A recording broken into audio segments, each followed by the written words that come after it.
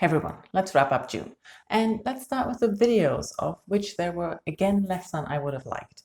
We had a wonderful discussion talking about what influences our reading most. For me, it's time and mind space. And if I have both in plenty, I can read a lot. But if I don't, I read less. And I really enjoyed your comments and the discussion we had there. So thank you very much for that. Also, thank you very much for your nice comments on my reading vlog. That was the other video I uploaded. And then there was a long break until my letter to the month. I know I wanted to upload more single reviews, but I don't know. I didn't find the time, and I'm very frustrated with myself. I know you probably don't care, but I care. Anyway, let's get to the books then. June was a strange reading month. Looking back, I have no idea how I chose books, but they kind of matched in groups together, sort of. Let's start with the two physical books, which were basically backlog books from authors I like. The Parade deals with a young man paving a road. That's all the story. It's a short book about this man who goes into this country that's just come out of a civil war and is to pave a road from the south to the north, or connecting the south and the north, so that a parade from the north can go down to the south and celebrate the end of this endless civil war. This man has done that before. We follow him in his idea of his work. He talks a lot about work ethics and the work he does, and he has to work with a colleague. The colleague changes a lot. This time he works for this man the first time, and they are complete opposites. While you're not supposed to interact with the locals, the colleague does that a lot. He disappears. He's not very good at his job, or he doesn't have the work ethic that the narrator would like to have, keeps mingling and disappearing and not doing his job and endangering a lot of things. And this forces our main narrator to actually leave his normal work and change things. And it's very interesting. On the one side, I found myself being on the side of the narrator, really disliking his colleague and the way they behaved and everything. But on the other side, this way we learned a lot about the locals, the country, the expectations everyone had for the road. And it was very interesting and super well done. I love Dave Eggers' writing, so there's no surprise there that I enjoyed reading this. I also have to admit that I expected what happened with the parade. I don't think it's super suspenseful, twisty, or anything, but still shocking. I enjoyed this book very, very much. Hotel World is another backlog book I read, and it surprised me, and I'm not really sure what it is about still. It is told from different perspectives and different narrators, as I think most of Ellie Smith's books are. At least the ones I've read so far were like this. We start off with the perspective of a ghost, of a woman who died accidentally in a hotel, or she died in an accident in the hotel. And all the stories are connected to the hotel and also to the accident somehow. It's more that each chapter connects the next with mentioning the person or connecting the person to the story that is going on. And I enjoyed this for multiple reasons. For one, I think it's looking at grief and loss. But what I thought it was more about was invisible people. It focused on people who are not really seen. First of all, the ghost, of course. But then we also have a hotel receptionist. Not a visible person in usual standards, and also the way she talked about her life was not very visible. We have a homeless person who is generally also invisible, and things like that, and I really enjoyed that. Overall, I liked the stories and where it ended, but I kind of either didn't get it or there wasn't that much substance to it. Still enjoyable. The one ebook I read was The Chosen and the Beautiful, which was a Great Gatsby retelling, and it was hit or miss. This book was just published in June, so it was very fresh out, and I enjoyed the writing. The idea is a Great Gatsby retelling from Jordan Baker's point of view, so we're focusing on Jordan Baker and her life. But there's also magic and an immigration background to Jordan Baker. And I must say, I loved the ideas around Jordan Baker's life, about the life and world that is created around her behavior, her culture, and her interactions with people and the relationships she has. I didn't care much about the Great Gatsby retelling. It was very close to the original, and it seemed like it didn't match. These two stories could live separately. Everything that was added to Jordan's story wasn't necessary for the Gatsby retelling, and the Gatsby retelling wasn't really necessary for Jordan's story. I think what would have made a better book was just the focus on Jordan Baker and her story, the life around her immigration, the background, the magic, and this troupe of Vietnamese people that she meets that do the paper cutting. I have no clue what is that all about. I wanted to know more about that. And I'm sadly disappointed that there are so many open ends and questions that could have gotten explored more in a standalone that left out Gatsby and all the rest. The rest of the books were audiobooks, and let's start with The Great Gatsby, because after reading The Chosen and the Beautiful, I felt like listening to the story again. I have the audiobook narrated by Jake Gyllenhaal, and I really enjoy that. I noticed re-listening to this how much I love the writing. It's just the sentences are amazing, but I also noticed how close to the original the retelling was, and that also put me a little bit more off from the retelling. I also listened to Kleider, machen Leute, which is a short German classic. It's a novella. I think the English title is Clothes Makes a Man, and it's more or less the story of a young tailor who's wearing nice clothes and thus gets mistaken for a rich man or a nobleman, and is included into the society of a village where he just went to, and then he meets a woman, falls in love, and things happening. I like this story. I've heard it before. It's, like I said, it's a classic. It's not something you don't know, but I never really read or listened to the original. So that was good, and I really enjoyed the audiobook. It was very short and fast. Then I listened to 3 non-fiction books, sort of business-wise things.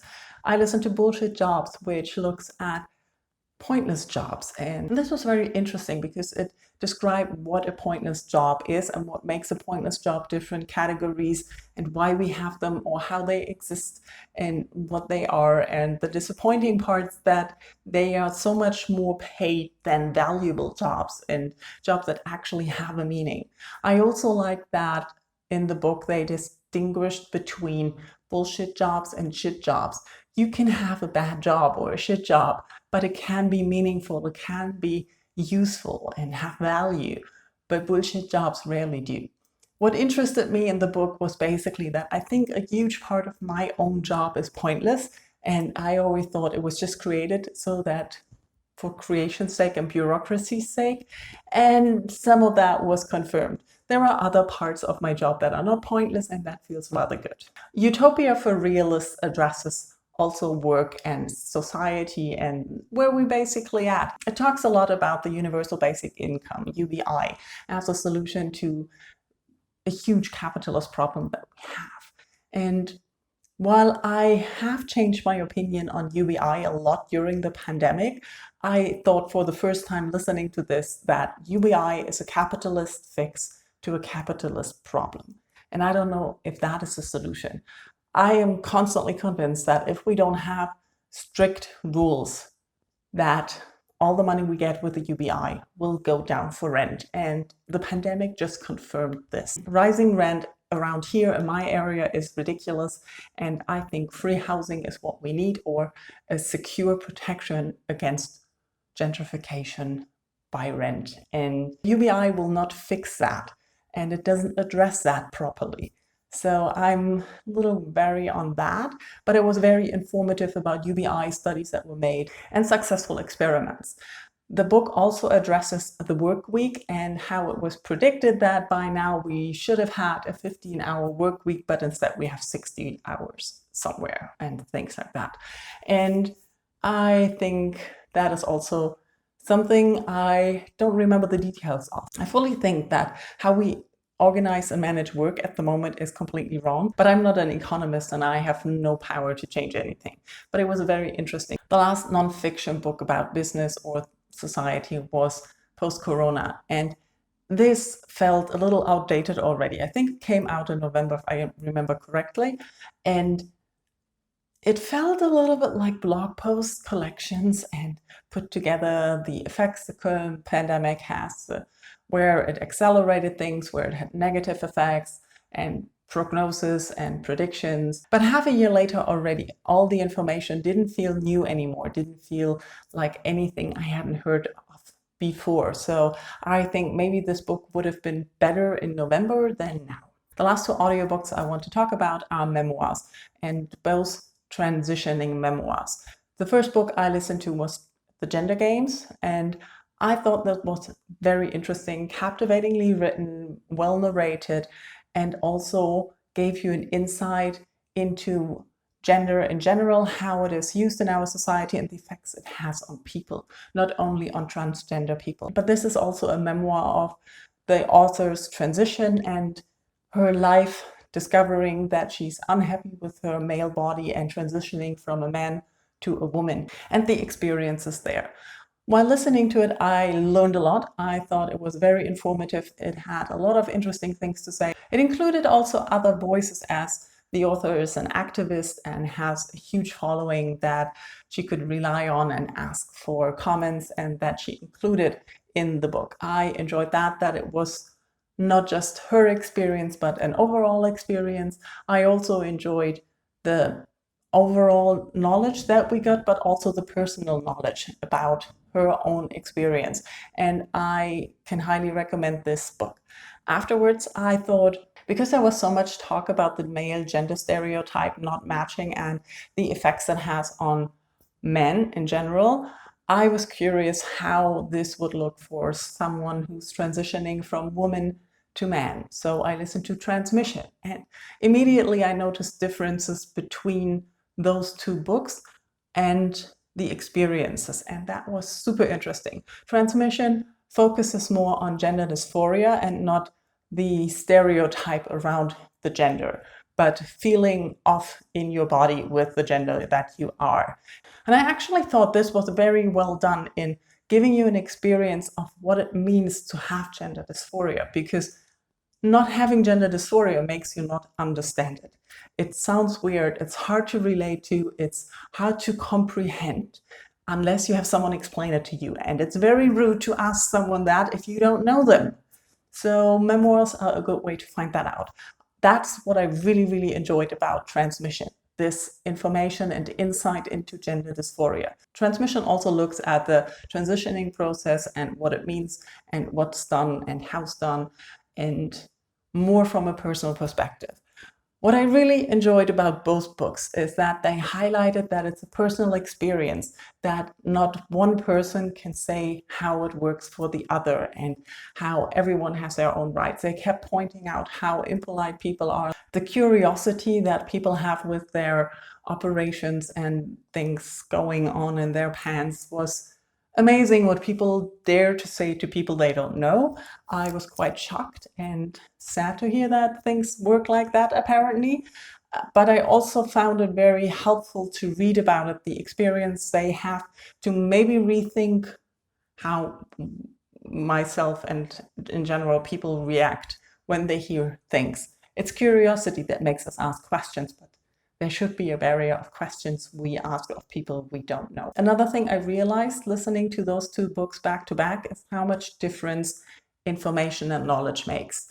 Those two authors are about 10 years apart, and it's amazing how much sooner Bertie could realize that he's transgender, while Juno Dawson looked at, I'm not happy, but I don't know what's wrong. And I'm not sure if more information on transgender would have changed that.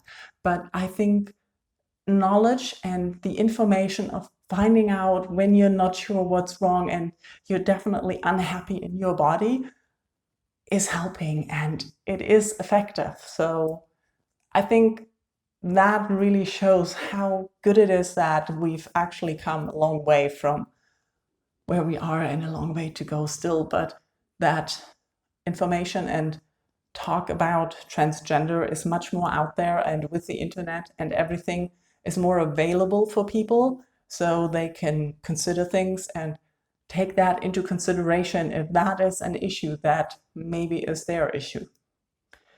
Did you understand that? I hope. Okay, let's stop the rambling here. Like I said, I had a strange reading month. I don't even know what made me pick up all these books, but I was very busy with work and much distracted, so maybe that was that. And yeah, let me know in comments how your June went, and happy July. Thank you for watching. Bye bye.